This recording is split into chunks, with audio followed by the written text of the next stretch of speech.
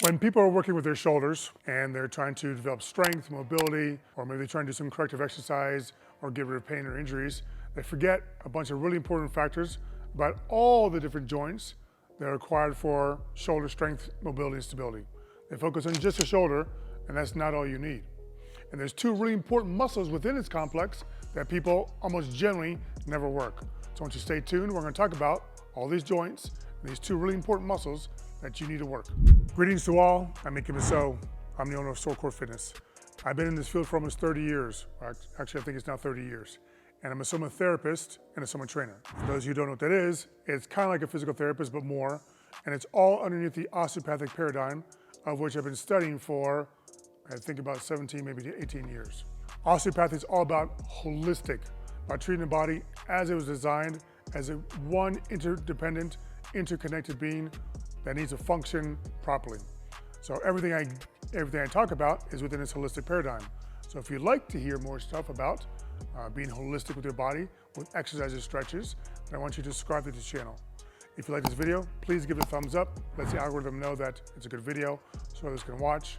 And then don't forget to share with your friends. So as I alluded to at the beginning, your shoulder is not just your glenohumeral joint. Glenohumeral is this. Glen means the opening in the shoulder blade, the glenoid, and humeral means your arm bone. Those two together form the glenohumeral joint. So when people talk about the shoulder, that's basically what they're talking about. They talk about that one area. But there's five. These are the 5 joints of the shoulder. They're also called the 5 joints of Sieze. It's the guy who found it. Don't ask me to spell it because I can't. The 5 joints of Sieze, okay? So if I got 2 shoulders, it means I got 10 joints I have to work with, okay? So I'm gonna go slow here. The groupings of these shoulder joints fall into 2. One has 2 classifications, the other one has 3, a total of 5. The first one with 2 is your scapula humeral group. Again, scapula means shoulder blade, humeral arm, okay? So you have your glenohumeral joint as one of them, then you have your subdeltoid joint as a second. That's the first section. That's 2 of the 5. The second section is your scapular girdle classifications. There's 3 underneath there. Your scapular girdle is also part of your cervical thoracic diaphragm. It's one of the 4 diaphragms. The other 3 are the cranial, thoracic, and pelvic. So this scapular girdle one, the first one, hope I get this right, is your SCCC, your sternal, chondral, costal, clavicular joint, right here. The second one is your AC joint. And the last one, underneath your shoulder blade, is your serratic joint. Okay, so we got the 5 now. It's important to think about all 5 because all 5 work together to make your shoulder strong and mobile, what you need. Your shoulder should be very mobile. The way it's designed, it should be very mobile.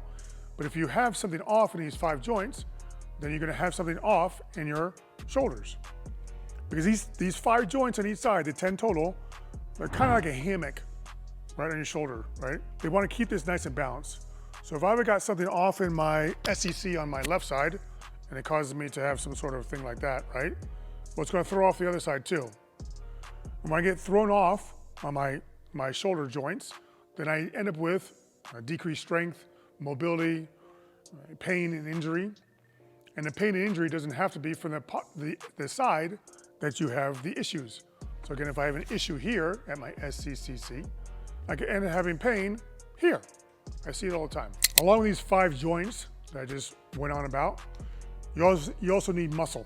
You need muscle to help keep things in place and to move your body properly. So the important muscles of the shoulder are first and foremost your rotator cuff muscles. Your rotator cuff muscles are actually part of your shoulder capsule. So you can look at a picture of the shoulder capsule. And you can see like the infraspinatus, supraspinatus. They're actually part of the capsule. They actually go into it. It's like a thickening of the capsule. On top, literally and figuratively, is your deltoid. That's your main shoulder muscle. You have a front, middle, and a back part that work almost independently of each other, but also together. Now, some other muscles people don't think about. First and foremost is your bicep. Your bicep, as I suggest, has two muscles, your long head and short head. Your short head attaches to your coracoid process right here, which is part of your shoulder blade. Your long head bicep attaches to the top of your glenoid on your shoulder blade. So again, your glenoid is a space where the humerus, the arm, goes in and rotates. So on top of it, your long head bicep attaches. On the back of your arm, you have your tricep. The main one is your long head tricep that attaches right below the glenoid. So that long head bicep and long head tricep work together to help manage the scapula. A quick note, if you go get shoulder surgery, especially a rotator cuff surgery, a lot of times what's done is they repair the supraspinatus because it's become too weak and frayed, but then they also cut the long head bicep and attach it back into the humerus. They do that because that bicep tendons become frayed, irritated, it hurts bad. So they cut it off and stick it back in. You may have no pain afterwards, but the problem is now your shoulder is much less stable because that muscle cannot work with the long head tricep muscle anymore above and below the glenoid because it's cut. Other muscles, if your pec minor, your pec major over here, which help attach to your shoulder blade and your sternum and all that stuff. You have your lat, which is attached to your shoulder blade and to your humerus. You have your levator scapula, which is a muscle from your shoulder blade up to your neck. You have your serratus posterior superior, which attaches to your shoulder blade and to your spine. You have your trap muscle, the big diamond muscle in your neck right there, that attaches to your neck, shoulder blade, and shoulders. And then, the two most important ones I want to talk about today, that people forget and don't train together, to work together in concert, is your serratus anterior and your rhomboids. Your serratus anterior runs from right below your chest like a fan and attaches to your shoulder blades. And then on the opposite side, your rhomboids go from the middle of your shoulder blades out to your shoulder blades, and they work together. They work together as antagonists to work with your shoulder blade to keep it in a good place. As I said, your serratus anterior and your rhomboids are complementary antagonist muscles. They work in opposition with each other, but for the good of keeping your shoulder blades in the proper place. I would go out on a limb and say the health of not only your shoulders and your upper body and your whole body is dictated a lot by the position of your shoulder blades. If my shoulder blades are not back in place, it doesn't allow my head to stay back. It pushes my head forward. If my shoulder blade is in place, it affects my pelvic area on the opposite side. So this side would affect that side, that. So if they're out or in a bad place, it's going to cause bad tension down the other side. So keeping your shoulder blades in place using the serratus anterior and rhomboids is huge. When the shoulder blades are back, like I said, it's good for the health of the body. It allows for, like I said, the head to be back and for your arm, to move properly in a nice round motion. If I have bad shoulders and forward, there's nothing I can do to make it move properly. It's always going to move in a compromised position. By moving in this compromised position, I start to get wear and tear wherever you have more weak links. A lot of times people get wear and tear through your supraspinatus or your bicep like I talked about, but it could be anywhere. People get frozen shoulder because it's the same issue too. So you want to keep these shoulders back by using the serratus anterior and rhomboids. It allows the shoulder blades to stay back and also perform their actions, which is elevation and depression, scapula, axilla and spinal rotation, and protraction and retraction. Those are the main actions you want your shoulder blades to take. Now the reason why the serratus anterior and the rhomboids are so important is, again, they work together, but they're part of that serratic joint. Again, to remind you, that serratic joint is a joint underneath the shoulder blade. That joint, like all joints, needs to be fluid and smart, right? So all joints need to have a lot of fluidity, so they're healthy, and they also need to be turned on so they're smart. But if I have these compromised positions, I get the opposite. They're not fluid and they're stupid. I don't know if it's happened to you, but I've seen a lot of people. Sometimes if you push on people's shoulder blades, you hear this cracking and popping, right? They go, oh, my bones are moving. That's not your bones. That's the liquid inside your fascia and your joint becoming all congealed because it's not moving properly. That's one of the issues. The other issue is it's turned off. So now I should have a joint that's communicating to my brain, helping me to do a bunch of great fun things, but it's not there. My shoulder's a little dumber, but now I move around, I've got a dumb shoulder. So to work with these serratus anterior and the rhomboids, you need to do a couple of things. First, you need to respect Hill's muscle model. Hill, another scientist, because it's not just the stuff I say, I get this from studying, says that for a muscle to be fully functional, it needs 3 parts to work together as one. Your muscle fibers, the fascia that surrounds the muscle, and the joints. They all have to work together. So when you're training your shoulders, you can't just focus on muscles, right? Muscles only work as well as the joints are smart and the fascia surround it is fluid, open, and also smart. So you have to work with all 3 factors. To work with the serratus anterior, you have to understand that it's like a fan, right? So it's not just one way of doing things, it's multiple different angles to work with the serratus anterior, and also working with 2 different parts. You have the part that attaches to your ribs, that part that attaches to your scapula, not just one. Then you have your rhomboids. You got 2 of them, a major and minor. They're not in the same place, so when you work your rhomboids, you need to work in different angles. The rhomboids also need to work in a very important position. So you have an important position of your shoulder called above your glenohumeral.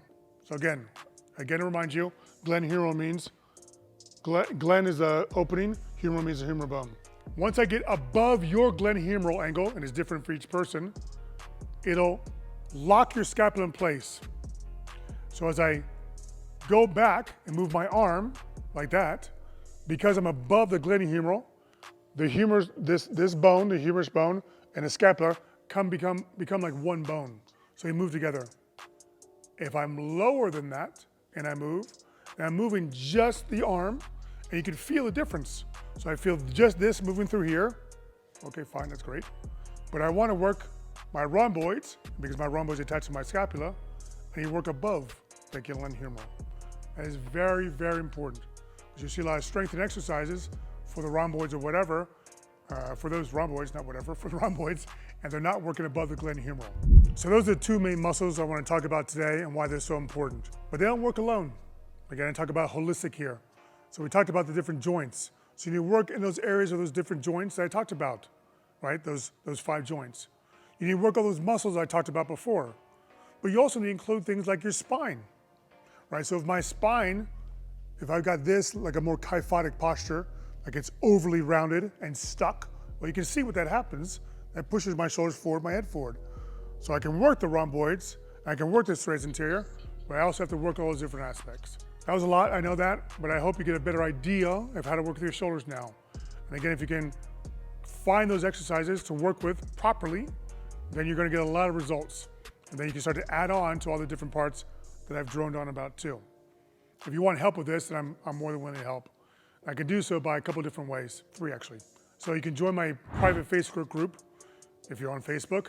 All you have to do is go to the description, click on that link, answer a few questions, agree to the terms, and this will be an interactive way to join me to learn more. I do like little mini trainings, I do little videos, I do master classes, and I interact with members in this forum to help with whatever they need. I also have in the description a link for a free ebook. So it's how to get out of pain, get mobile, and live the life of your dreams. There's 4 steps to that. You can download that by simply clicking the link, putting your information in, and get an instant access. Or if you want to find out more about this holistic exercise program, or holistic way of treating yourself, then you can reach out and speak to me by using the description below to choose a time via my calendar link and set up a time we can talk. I hope this is helpful. I hope you have a good day, and I'll see you next week.